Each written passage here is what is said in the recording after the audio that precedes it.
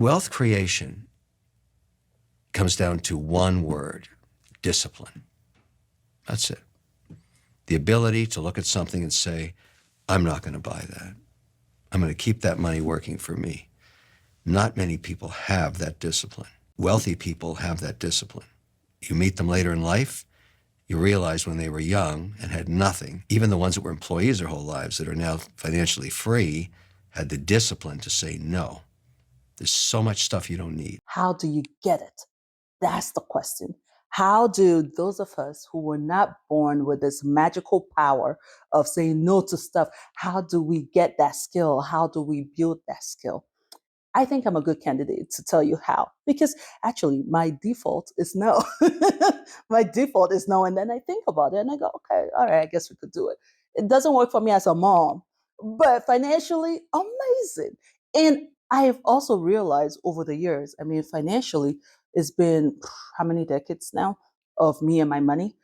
I've learned that financial discipline isn't a you learn it once and you're good. It's actually a skill you constantly have to rework and lift heavier weights to make it stronger because it's a lot easier to say no when there are consequences than when you're comfortable. I made something out of my chicken change of a paycheck because I had no other option.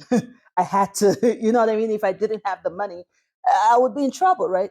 Oh, that's different from when you're comfortable, i.e., middle class, American middle class. This is where we have problem. There are no consequences, right? The fact that our paychecks cover our monthly expenses with some leftover, it doesn't seem to have any consequence if we end up using our money to buy things rather than having the money work for us, right? So I know from experience how to build financial discipline and how to keep working it so that even when you were now financially comfortable, you were not penny wise, pound foolish, where you are making money but have nothing to show for it, or you're constantly in a state where you don't have wealth. You're comfortable, but you don't have wealth. So technically, you were just one layoff away or one emergency away from financial ruins.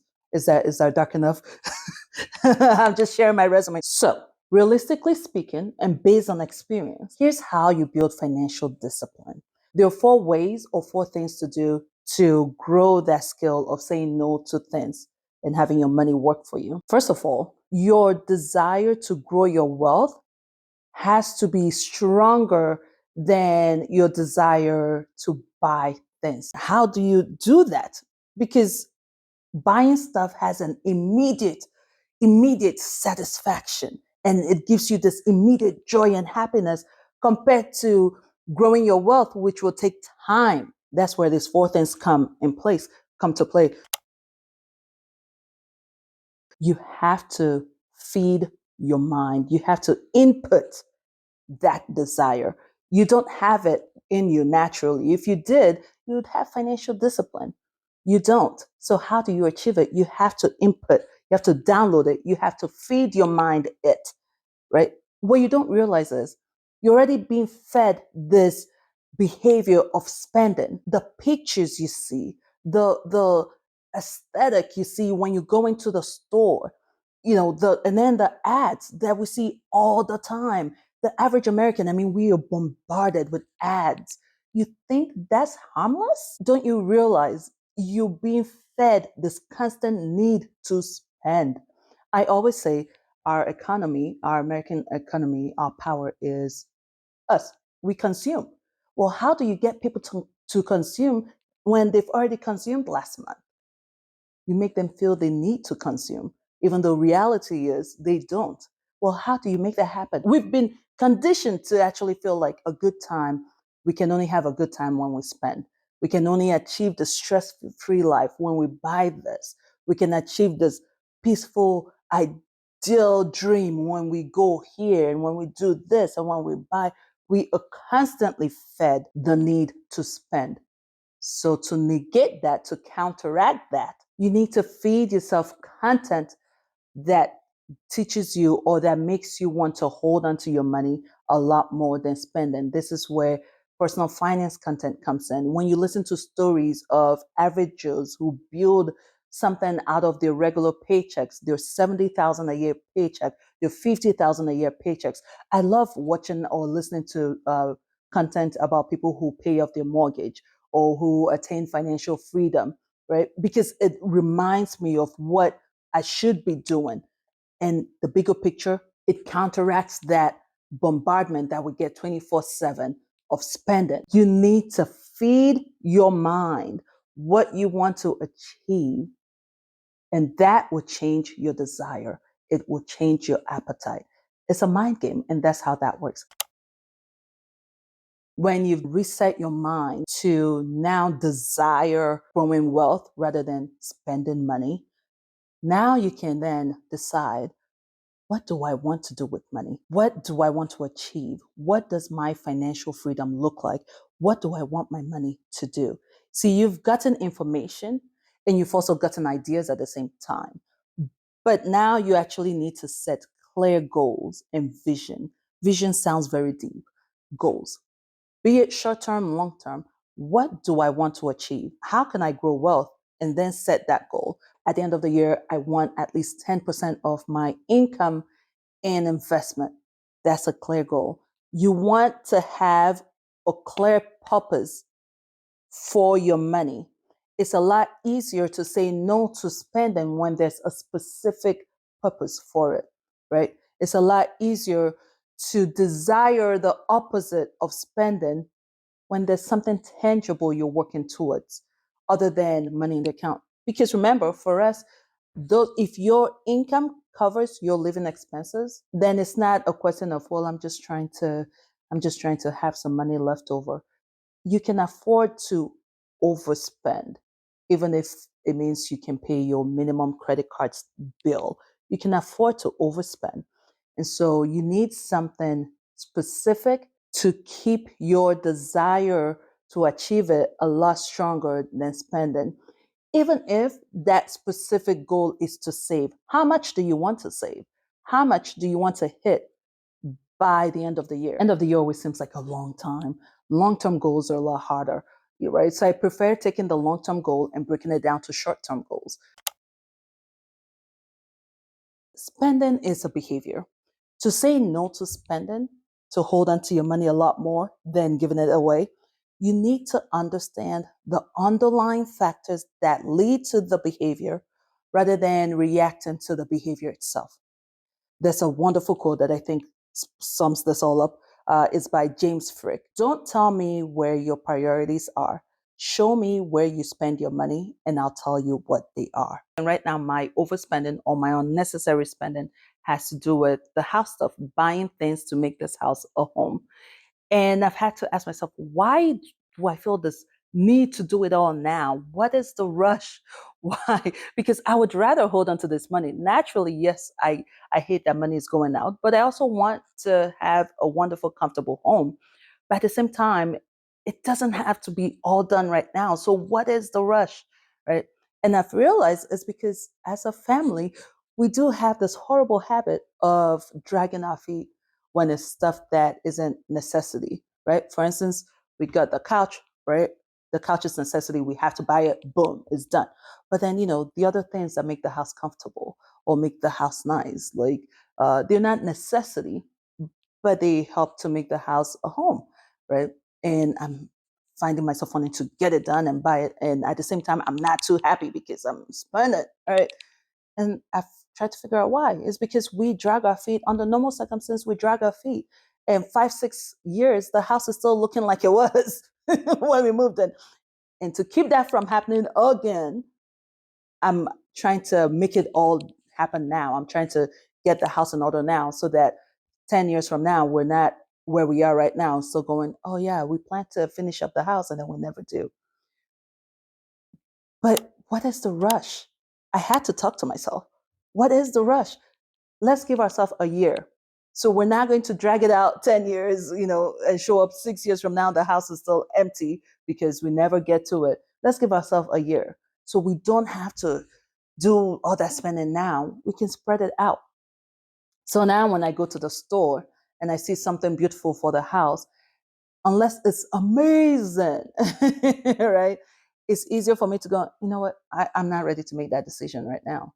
I'm not, you know what, I'm not ready to buy that. Or I can focus on just one room at a time and not feel the need to buy for the entire house, right? So it's a lot easier for me when I go to the store to say, nope, I don't need any more of this, or I don't need this right now, because I'm not focused on the living room.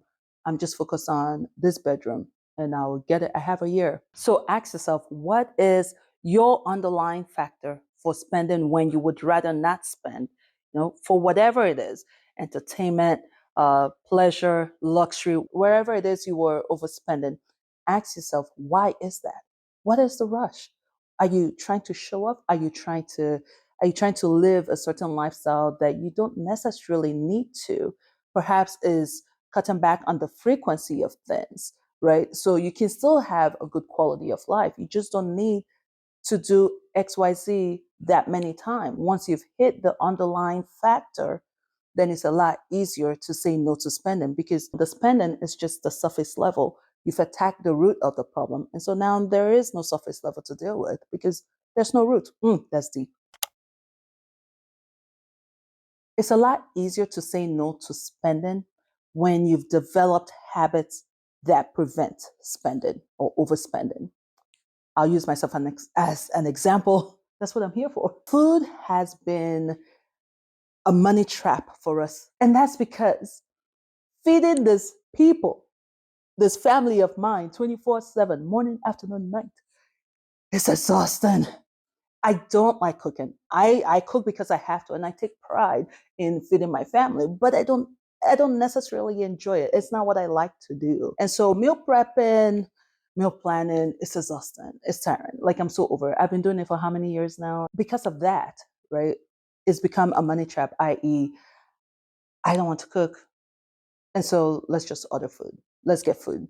Let's go to McDonald's. Take the kids to McDonald's, especially during summer break. I'm going to do a quick run to the grocery store because over the weekend I decided I don't want to think about food or feeding anybody. And then now I have to do a quick run into the grocery store because I'm like, well, you know what? Instead of spending $50 at McDonald's or $50 getting pizza, all right, let me quickly run to the grocery store and I'll grab, I don't know, chicken thighs and some veggies. We all know you're not going to grab just chicken thighs and veggies. And so you end up spending more. So food has become a trap, a money trap for us. For me to deal with this, I've had to force myself to do what I don't necessarily enjoy doing, i.e., meal planning and meal prepping over the weekend. Because we all know when you meal plan, now you can buy the groceries you need for that. You can go to do your grocery shopping one time and buy what you actually need. Now you have time to take a look at the pantry to see what you already have so you don't buy duplicates, right? Because when you do that quick run into the grocery store, now you're at the grocery stores trying to remember, oh, do we have this? And then you end up buying duplicates. That's money waste right there, right? And when it happens over and over, you just throwing money down the drain, right? So even though it's not what I enjoy, I've had to force that habit of meal planning to prevent overspending. Same thing for you. You need to create habits, even if it's not what you like to do. That's discipline. Discipline is doing what you don't necessarily want to do, especially when you don't want to do it, right? So you have to force yourself to get it done. What is that habit for you? For me, I know my money trap is food. And so, gosh darn it, fine. I will make that stew and have stew in the house so that worst case scenario, we're putting that rice on a rice cooker and rice and stew is ready. And I'm not having to do McDonald's or I'm not having to run to the grocery store and overspend. When you've created the habit that keeps from overspending, now you can avoid temptation. You can avoid putting yourself in an environment that makes it hard for you to say no. You want to limit exposure to triggering environments, right? In today's day and age, our phones are the triggering environments, right? Because we shop online, Amazon, TikTok shop. I'm not on TikTok, but I've heard about TikTok shop and how easy it is. You see something, you spend. You need to limit your exposure to that. I know it may be hard to limit going to TikTok. I would rather just have you take your card information out of TikTok so you don't have that quick purchase. First of all, limit exposure to temptation and then create obstacle between you seeing the item and purchasing it. Track your progress. Out of sight, out of mind. When you have maybe a monthly check-in with your financial goal or with your money, or end of the season check-in, it's a good way of keeping your money in your mind.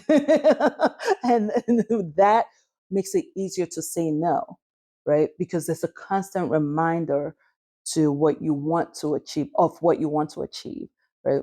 Like we said, the first thing is inputting that information, right? When you're listening to all this financial content or content about hitting certain goals, you taking a look at your progress is a good way to give yourself a pat on the back or a pat on the bum to say, hey, sit up, what are we doing?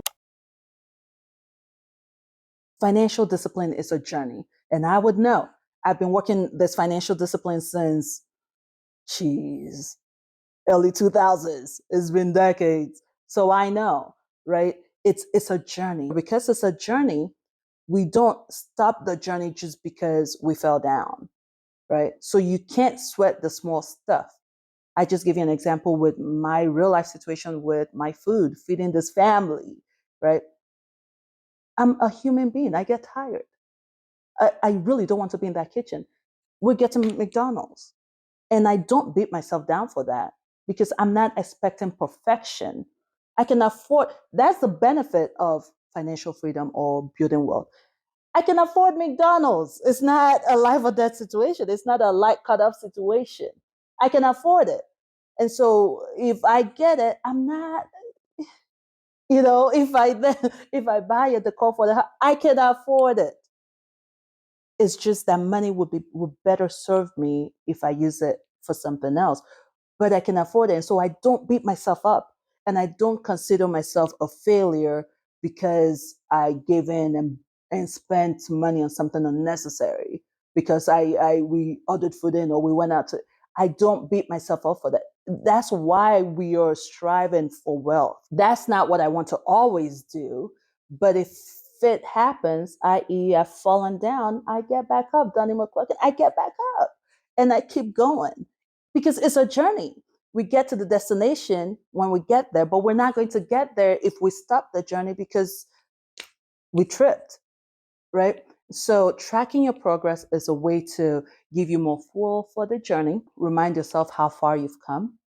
And then when you do give into things, when you do decide to have a good time, that's fine. When we keep it moving, we keep going. Financial discipline is a mindset. Being able to say no to spending is more of a mindset than a behavior. It's a mindset that shows up in a behavior. So if you need more tools on how to reset that mindset, how to get that mindset, go ahead and watch this video next to help you reset your mind so you enjoy saying no to spending a lot more than you enjoy spending. All right. Thank you all so much for watching. Don't forget to hit the like button if you've enjoyed this video, and I'll see you in the next one.